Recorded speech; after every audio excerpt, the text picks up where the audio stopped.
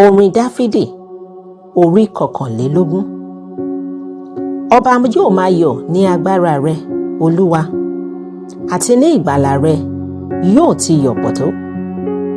Ìwọ ti fi ìfẹ́ ọkàn rẹ fún, ìwọ kò sì dùn ní ìbéèrè ẹnu rẹ̀. Nítorí ìwọ ti fi ìbùkún oore kò ní ọ̀nà, ìwọ ti fi adé kìkì wúrà dé ní orí.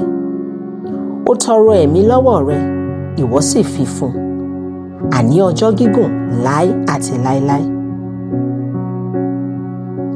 Ògo rẹ̀ pọ̀ ní ìgbàlà rẹ, ìyìn àti ọlá ńlá ni ìwọ fi sí lára.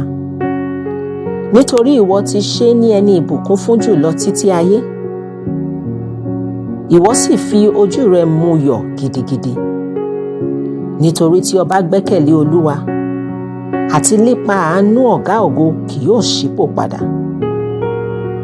Ọwọ́ rẹ yóò wá gbogbo àwọn ọ̀tá rẹ̀ rí, ọwọ́ ọ̀tún rẹ ni yóò wá àwọn tí ó kórìíra rẹ̀ rí. Ìwọ ó ṣe wọ́n bí ìléru oníná ní ìgbà ìbínú rẹ. Olúwa yóò gbé wọn mì ní ìbínú rẹ̀, iná náà yóò sì jó wọn pa.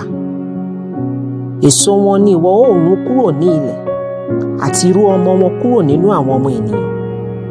Nítorí tí wọ́n ń ro ibi sí ọ, wọ́n ń gbèrò ète ìwà ibi tí wọn kì yóò lè ṣe. Nítorí náà ni ìwọ ó ṣe mú wọn pẹ̀yìn dà, nígbà tí ìwọ bá fi ọfà rẹ kan ọsán sí ojú wọn.